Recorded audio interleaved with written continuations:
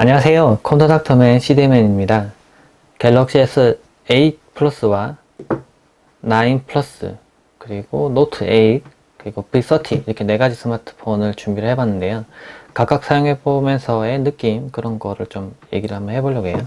아주 자세히 비교하는 그런 리뷰보다는 뭐 그냥 말로 풀어보는 리뷰입니다. 제가 각각의 스마트폰은 다 사용을 해봤는데요. S9 플러스 같은 경우에는 이제 제일 최신에 나온 스마트폰이기도 하고, 저도 이제 자세 설명을 위해서 뭐 아주 집중적으로 써봤기 때문에 오히려 이거에 대해서 좀 더 많이 알고 있는 것 같아요. 나머지 스마트폰들은 그냥 일반적인 사용을 좀 길게 좀 해본 상태고요. 좀 비교를 해봤을 때의 느낌을 좀 보면은, 예전에 이것도 오래 썼던 스마트폰이고, 노트 8도 마찬가지인데, S8 플러스 같은 경우나 아니면 노트 8 같은 경우도 마찬가지인데 지문 인식 센서가 좀 너무 상단에 위치를 하고 있습니다. 그래서 홈 버튼 부분은 너무 아래 부분에 있는데, 그렇죠, 아래 부분에 있는데 지문 인식 센서는 위에 있다 보니까 결제 같은 거 하거나 할 때 밑에서 위로 쓸어 올리고 손가락을 위로 다시 올려야 돼서 조금 불편하더라고요. 케이스를 입힌 상태에서 보더라도 이 위쪽으로 이렇게 올라갈 때 약간 더듬거리면서 올라가야 돼요. 근데 이번에 지문 인식 센서가 S9 플러스에서 하단 부분은 내려왔습니다. 그쵸? 그래서 그전보다는 조금 지문 인식 센서에 손가락 가는 게 좀 편안해지긴 했는데, 그래도 조금 아쉽다면은 지문 인식 센서가 이 부분이 좀 뭐 누리는 느낌도 없고 약간 턱 같은 부분이 있긴 있지만은 이게 어느 부분에 딱 위치하고 있는지 바로 이게 뒤를 보고 있는 상태에 딱 가져가 보면 약간 좀 손을 더듬거려야 돼요. 그래서 실제 사용해 볼 때는 V30가 오히려 지문 인식 센서의 위치나 아니면 느낌은 좀 더 좋았어요. 실제 사용해 보면 여기 누를 때 이게 따깍따깍거리는 버튼이거든요. 그래서 처음에 켤 때도 이렇게 이 손가락을 위치를 하고 이렇게 켜고 끄고 이렇게 하게 되는데, 케이스 같은 경우도 이런 식으로 구멍이 가운데 이렇게 뻥 뚫려 있고 이게 좀 분리가 돼 있어요. 이렇게 분리가 돼 있다 보니까 이 부분이 이렇게 쏙 들어가다 보니까 여기에 손가락이 가기가 좀 편하더라고요. 막상 그래서 실제로도 많은 리뷰어들 만나고 얘기를 하다 보면은 V30에 있는 지문 인식 센서 위치나 버튼 느낌이 좋다고 해요. 그리고 여기 많이 익숙해지면 나중에 저도 그랬던 경험이 있는데 이것도 여기를 누르게 돼요. 왜 없지 하고 순간적으로 이렇게 위로 손가락 다시 올리게 되는.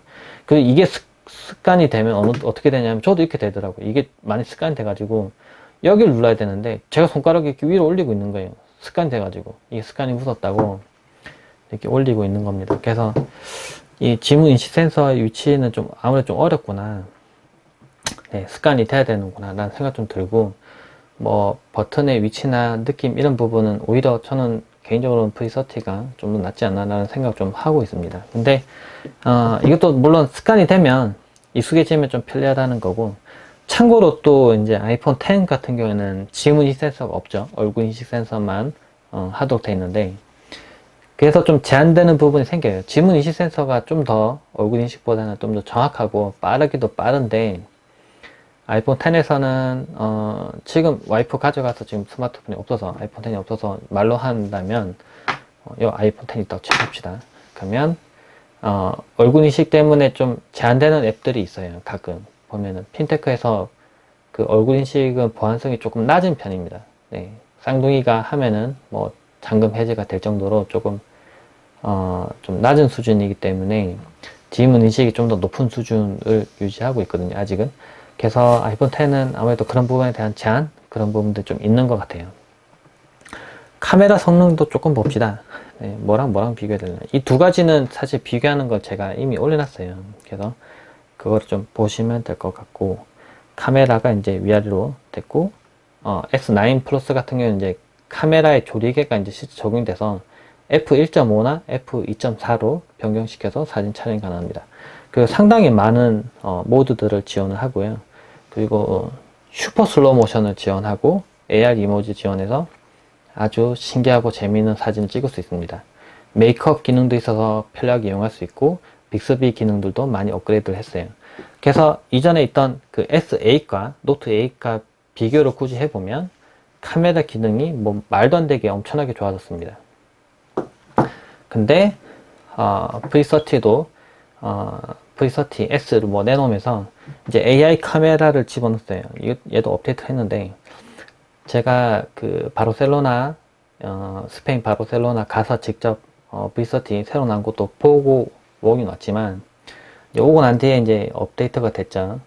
그때 나왔던 스마트폰도 하드웨어적 사용으로 뭐 바뀐 거 없었어요. 그냥 업데이트해서 뭔가 들어간 건데, 이제 인터넷에 있는 뭐 빅데이터를 이용해서 카메라 사진 찍을 때 모드를 자동으로 선택해 주는 게 가능해졌습니다. 그래서 카메라에서 AI 카메라 선택하면 어떤 사진을 찍을 때 여러 가지 뭐 분석해서 이 사진에 대한 것들 분석한 내용이 나오겠죠.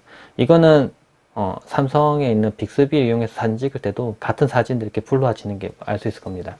그러니까 그 사진을 찍을 때 가장 최적화된 모드를 여기서 만약에 찾을 수 있다면 선택해서 바로 이렇게 변경시켜 주는 기능이 있어요. 그래서 이렇게 맞으면은 뭐가 이렇게 띠용띠용 하면서 이렇게 뭔가 적용됩니다. 그래서 어두운데 사진을 찍을 때도 좀 더 밝게 찍기 위해서 뭔가 변경되고요. 지금 뭐가 뚱 하고 지나갔죠? 이런 식으로 해서 적용이 됩니다. AI 카메라는 이런 식으로 해서 인터넷 데이터에 있는 빅데이터를 이용해서 뭐 DB겠죠? DB를 이용해서 사진을 좀 더 찍고 뭐 좀 재밌게는 좀 그렇다. 그냥 인공지능 기능을 이용해서 좀 더 최적화된 사진을 찍을 수 있도록 도와주는 기능이라고 보시면 될 것 같아요. 이거 끄고 사진 찍어보면 그냥 이런 느낌인데, 켜면은 약간 이런 느낌? 좀 더 잘 찍혀지는 듯한 느낌으로 사진 찍을 수 있도록 돼 있어요. 인공지능이라는 기능을 이용해서 좀 더 그런 부분을 넣었다고 하면은, 그 외에 이제 LG 스마트폰의 장점이라면, 개인적으로는 그러고 싶어요, 저는. 다른 아이폰 10도 마찬가지고 애플도 마찬가지고 삼성도 마찬가지고 전부 다 2배 망원 카메라를 집어넣었어요. 근데 LG만 유일하게 광각을 넣었어요. 개인적으로는 저는 광각이 좀 더 좋다고 봅니다. 왜냐면 망원은 사실 이렇게 확대를 해도 그냥 쓸만 하거든요. 근데 광각은 찍으려면 얘는 컨버터 렌즈를 입혀야 돼요. 근데 얘는 아무것도 없이도 바로 이용할 수가 있고요. 바로 광각 넓은 사진을 찍을 수가 있고, 그리고 360도 파노라마를 찍을 수 있어요. 그냥 찍으면은 넓은 광각 카메라를 이용해서 꼭 그 VR 카메라로 찍은 듯한 그런 착시 동영상, 뭐 사진 그런 것 같이 찍을 수 있어요. 그래서 이렇게 돌아다니면서 이렇게 볼 수 있는 걸 찍을 수 있는데, S9 플러스에도 비슷한 기능이 있어요. 파노라마 찍고 이게 모션으로 해서 이런 식으로 해서 이렇게 왔다 갔다 움직이면서 이렇게 볼 수 있는 기능이긴 한데, V30에 있는 360 파노라마랑 비교해 보면 뭐 레벨이 달라요. 이게 훨씬 더 좋습니다. 예, 비교해 보면은 사진 품질도 워낙 좋고요. 실제로 저는 이제 이런 것도 생각했었는데, 양쪽으로 2개의 광각 카메라가 장착되면 그냥 여기 상태로 360 파노라마를 찍을 수 있지 않을까, 한 방에. 그런 생각도 하고 있는데, 나중에 언젠가 나오긴 나올 텐데 지금은 아직 안 돼 있고요. 이렇게 빙 돌면서 360 파노라마를 찍어야 돼요. 근데 제가 이거에 대한 동영상이나 사진도 글도 올려놨었지만, 그때 많은 분들이 와, 신기한 기능이다, 내가 몰랐던 기능이다 라고 말하시는 분들이 많았어요. 실제로 이제 그런 강력한 기능이 들어가 있음에도 불구하고 모르시는 분들이 많더라고요. 근데 단점이라면은 그냥 돌면서 찍어야 되기 때문에, 이 장소에 움직이는 사람이 많다면 그 움직이는 사람이 이렇게 찢어지면서 사진에 들어가서 좀 어색하게 사진이 남을 수가 있어요. 대신에 사람이 없는 상태로 이렇게 쭉 돌아서 찍으면 자신을 배제한 상태로 360 파노라마를 찍을 수 있고, 아주 깨끗한, 이렇게, 왜냐면 계속 찍은 사진을 연속으로 붙이면서 사진을 만들기 때문에 용량 커지지만 아주 깨끗한 360 파노라마 사진을 만들 수가 있어요. 그리고 360 파노라마 찍은 사진을 이렇게 움직이면서 보면은 아주 부드럽게 볼 수 있죠. 그 사진은 구글 포토에도 들어가고 컴퓨터에서 볼 때도 돌려가면서 볼 수 있어요. 그래서 꼭 그 다음 지도나 네이버 지도에서 봤을 때 이렇게 돌려가면서 보는 그런 파노라마 이미지죠, 동상 주변 돌아가면서 볼 수 있잖아요. 그걸 만들 수가 있어요. 그래서 무척 유용한 기능입니다.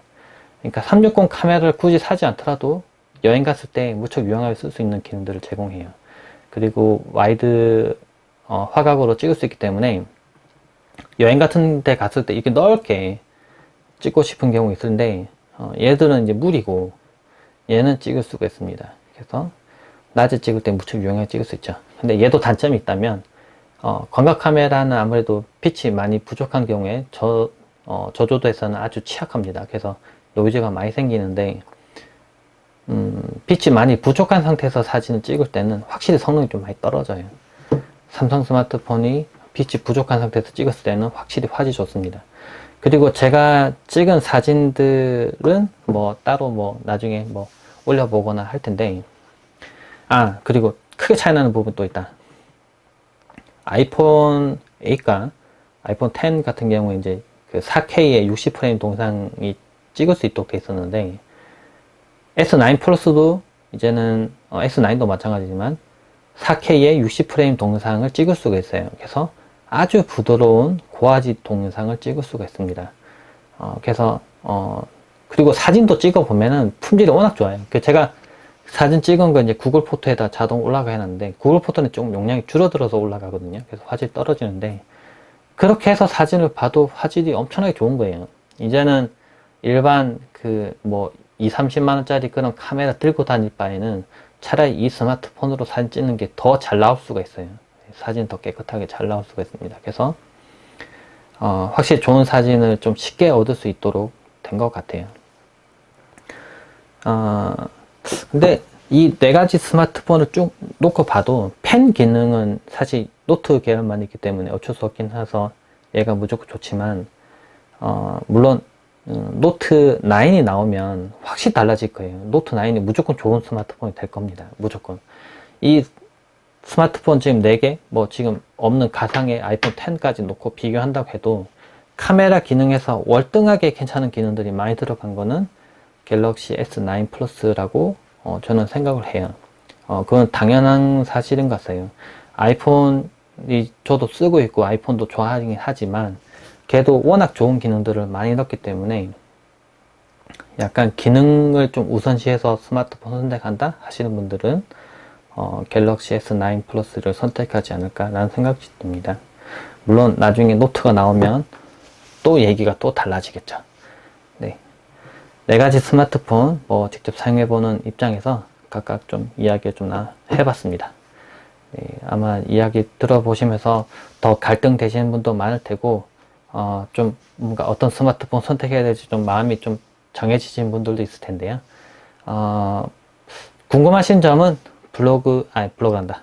이 영상 아래에 댓글로 남겨주세요. 그러면 제가 확인할 수 있는 것들은 제가 답변을 드리겠습니다. 이 외에도 많은 영상들을 올렸으니까 다른 영상들도 많이 참고해 주세요. 네, 고맙습니다.